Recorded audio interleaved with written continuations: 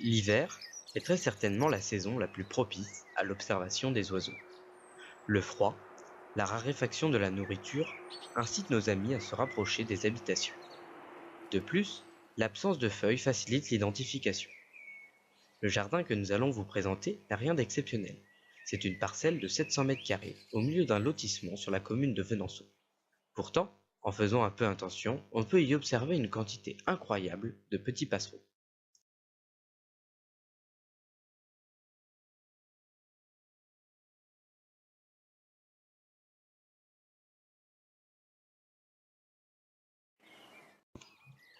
Commençons par le pouillot véloce. Il mesure environ 9 cm et il a un plumage blanc jaunâtre qui le distingue bien des autres habitués. C'est un passereau très remuant qui volette sans arrêt dans les buissons à la recherche d'insectes ou d'araignées qui parfois se font rares. Il peut alors se nourrir de fruits ou de quelques graines. Son chant caractéristique est à l'origine de son surnom, le conte-écu. Il évoque en effet le bruit des pièces tombant une à une dans la tirelire.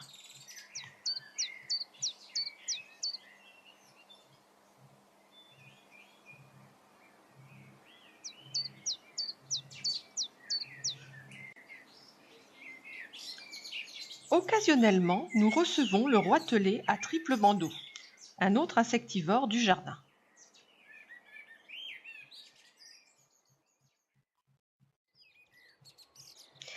Un autre habitué des haies, le troglodyte mignon, presque le plus petit de nos oiseaux.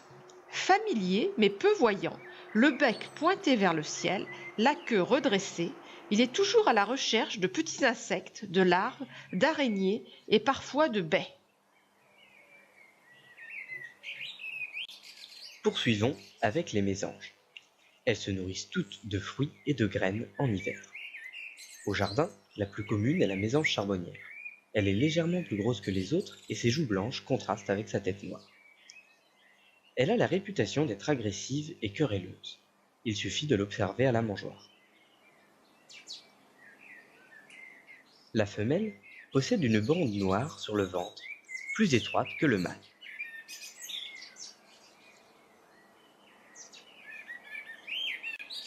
Comme la charbonnière, la mésange bleue est très commune dans les parcs et les jardins. Sa calotte, son dos et ses ailes sont de couleur bleu azuré, ce qui permet de l'identifier facilement. Elle n'arrête pas les allers-retours à la mangeoire.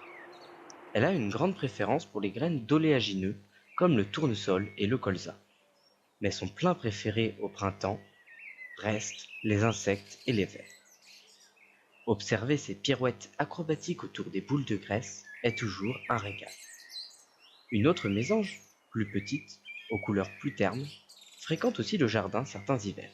C'est la mésange noire, qui n'hésite pas à se servir à la mangeoire.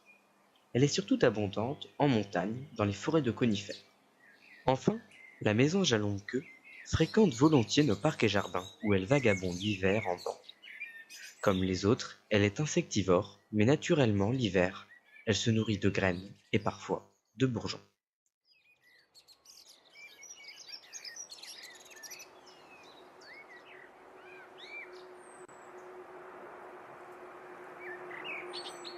Un autre petit passereau, très fréquent au jardin et reconnaissable grâce à sa calotte noire pour le mâle et rouge pour la femelle, est la fauvette à tête noire.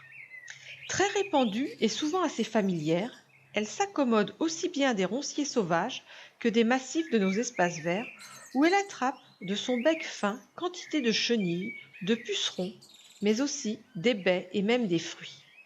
Elle a un petit faible pour les baies de chèvrefeuille et de sureau. Discret également, l'accenteur mouché est souvent confondu avec le moineau domestique. Pourtant, il s'en distingue grâce à son bec fin, sa tête et son ventre gris. Il adore les buissons denses où il se sent en sécurité. On le voit souvent se faufiler comme une souris dans la végétation dense. On peut l'observer au pied de la mangeoire. Il ne se risque que très rarement à l'intérieur. Connu de tous, le moineau domestique compte sans aucun doute parmi les oiseaux les plus étroitement associés à l'homme. Il se cantonne presque toujours autour des habitations. Il se nourrit aussi bien de céréales, de fruits, d'insectes. Il faut savoir que dès janvier, les mâles élisent un territoire et choisissent une cavité qu'ils défendent, mais ce n'est qu'au printemps qu'aura lieu la reproduction. Enfin, ses effectifs sont en chute libre. Il a complètement disparu dans certaines régions.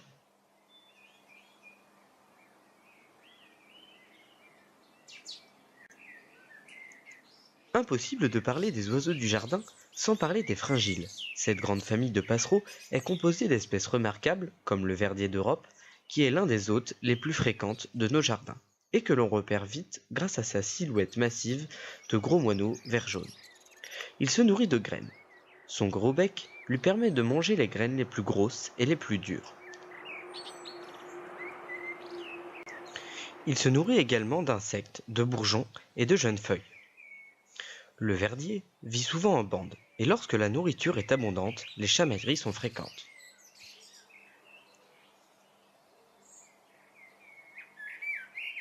Il peut être agressif, même envers sa propre espèce.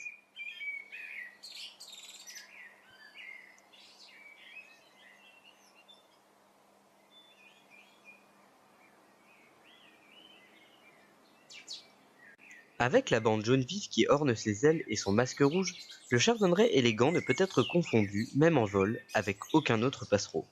Son nom est pleinement justifié, car l'hiver, il mange surtout des graines de chardon. Son bec, à la fois massif et pointu, lui permet de se nourrir aussi de graines de pissenlit, de chicorée, de renouil. Le pinson des arbres est de la même famille, mais ses couleurs sont moins vives et son bec est moins gros. Le mâle et la femelle ont deux barélières blanches visibles. Par contre, le mâle, surtout en période nuptiale, a une poitrine et des joues orangées, et le dessus de la tête est gris-bleu. La présence de l'homme est pour lui une aubaine, car elle lui apporte des ressources alimentaires considérables. Le tarin des aulnes, plus rare et plus discret, fait partie des oiseaux qui visitent régulièrement les mangeoires des jardins, surtout en février-mars. En général, le soir, les fringiles aiment se regrouper en dortoir dans les arbres, comme ici les verdiers et les pinsons. On peut même, parfois, y observer la linotte mélodieuse, oiseau emblématique de notre club nature. Le merle noir est quasiment toujours présent au jardin. Tout le monde reconnaît le mâle avec son plumage très noir, son bec et ses cercles oculaires jaune-orangé. Par contre, la femelle brune a un bec beaucoup plus terne, on la confond parfois avec la grive. À la mauvaise saison, le merle peut se nourrir de baies et de fruits. Mais il préfère les insectes ou les vers qu'il repère en retournant les feuilles mortes. La grive musicienne, très proche du merle, possède un poitrail caractéristique. Il est ponctué de taches d'un brun noir en forme de V sur fond crème. Elle apprécie les escargots dont elle ouvre les coquilles en les frappant contre une pierre. Mais elle chasse également les vers de terre qu'elle repère en écoutant les vibrations dans le sol. Certains affirment qu'elle hoche la tête, non pas pour écouter, mais pour fixer un point précis.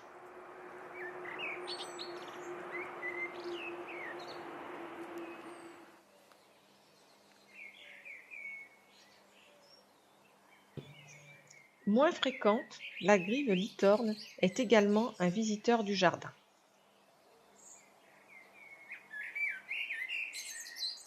De la même famille que la grive, il suit avec beaucoup d'attention le travail du jardinier. Il défend son territoire jour et nuit. Il est très agressif. Il se nourrit d'insectes, de larves, de vers, d'araignées. Naturellement, c'est le rouge-gorge familier.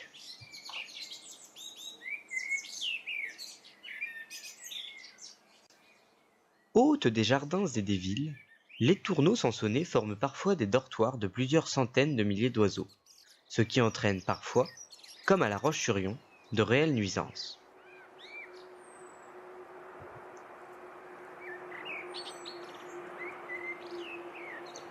Même en plein hiver, elles roucoulent encore au-dessus des toits. Souvent confondues avec le pigeon ramier, la tourterelle turque se balade souvent en couple à la recherche de graines. On peut d'ailleurs l'observer dans la mangeoire.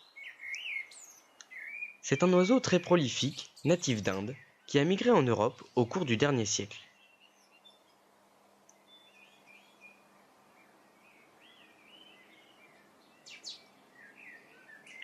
Il en est un qui est aussi très bien connu et très abondamment représenté, c'est le pigeon ramier.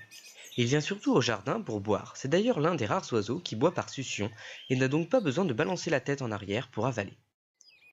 D'autres oiseaux, moins communs, comme le pivert et le piquet-pêche, se rapprochent des habitations en hiver.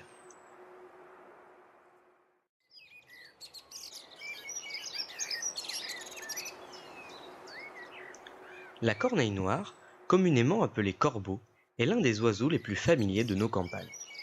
Sa nourriture est très variée, mais elle a un petit faible pour les jeunes bourgeons qu'elle sépare des rameaux grâce à son gros bec pointu. Sa cousine, la pie bavarde, a également un régime alimentaire très varié. Elle est capable de stocker de la nourriture en la régurgitant pour l'utiliser ultérieurement en cas de famine. Dès le mois de février, l'activité commence à la mare. Les grenouilles agiles, arrivées depuis quelques jours, commencent à s'accoupler. Le mâle attrape la femelle avec ses pattes avant et ne la lâchera pas avant que celle-ci ponde. La grenouille verte, elle, est encore en léthargie dans le fond.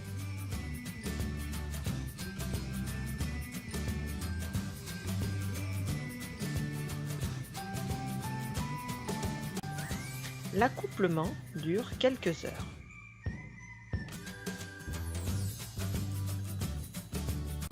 Et les œufs sont expulsés. Ils sont protégés dans une gélatine capable de résister même au gel.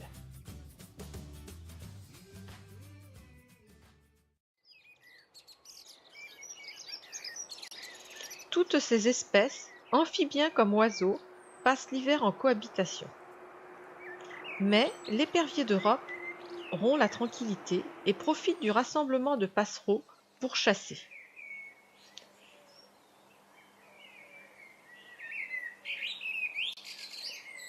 Mais le plus gros prédateur du jardin, c'est encore le chat domestique.